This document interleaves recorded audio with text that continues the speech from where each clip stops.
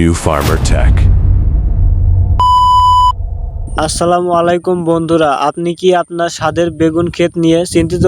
পোকা আর রোগের আক্রমণে কি ফলন নষ্ট হয়ে যাচ্ছে? আজকের ভিডিওটি আপনার জন্যই। আজ আমি আপনাদের দেখাবো কিভাবে খুব সহজে এবং বৈজ্ঞানিক উপায়ে আপনার ক্ষেতকে পোকামুক্ত রেখে বাম্পার ফলন পেতে পারেন। ভিডিওটি শেষ পর্যন্ত দেখুন, কারণ আজকের টিপসগুলো আপনার অনেক টাকা সাশ্রয় করবে। বেগুন গাছে সাধারণত ডগা ও ফল ছিদ্রকারী পোকা এবং সাদামাছি বা জাপ পোকার আক্রমণ সবচেয়ে বেশি হয়। আজ আমরা সমাধান হিসেবে তিনটি গুরুত্বপূর্ণ বালাইনাশক নিয়ে কথা বলবো: এনসিপিও, হাইল্যান্ডার এবং চন্দ্রা। প্রথমে আসি সিনজেন্টার এনসিপিও নিয়ে। এটি বিশেষ করে স্টেম বোরার বা ফল ছিদ্রকারী পোকার জন্য দারুণ কার্যকর। ব্যবহারের বিধি হলো প্রতি লিটার পানিতে 0.8 মিলিলিটার মিশিয়ে স্প্রে করতে হবে। এরপর হাইল্যান্ডার, এটি মূলত ইমোক্লোপিড ব্রাঞ্জয়েড গ্রুপের, যা লেদা পোকা বা যে কোনো শুঁয়োপোকা দমনের জাদুর মতো কাজ করবে। আর সাদামাছি বা ছোট পোকার উপদ্রব থাকলে ব্যবহার করবেন চন্দ্রা। এটি গাছের রস চুষে খাওয়া পোকাদের বিরুদ্ধে লড়াই করে। ওষুধ ব্যবহারের সময় কিছু সতর্কতা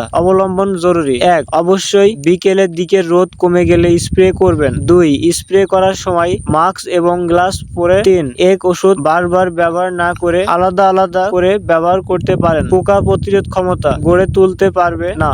4. প্যাকেটের গায়ে লেখা মেয়াদ ও রেজিস্ট্রেশন নম্বর দেখে কিনুন। আপনার সঠিক সিদ্ধান্তই আপনার ক্ষেতের প্রধান বন্ধু। এই ওষুধগুলো সঠিক মাত্রায় প্রয়োগ করলে আপনিও পাবেন আমার মতো বিষমুক্ত ও সুন্দর বেগুন। আজকের ভিডিওটি কেমন লাগলো কমেন্ট করে জানান। চাষাবাদ বিষয়ক ভিডিও আরো তথ্য পেতে আমাদের পেজটিকে ফলো করে রাখুন। আমাদের পেজের নাম নিউ ফার্মার টেক। অবশ্যই চ্যানেলটি সাবস্ক্রাইব করবেন আর আপনার বন্ধুদের সাথে শেয়ার করবেন।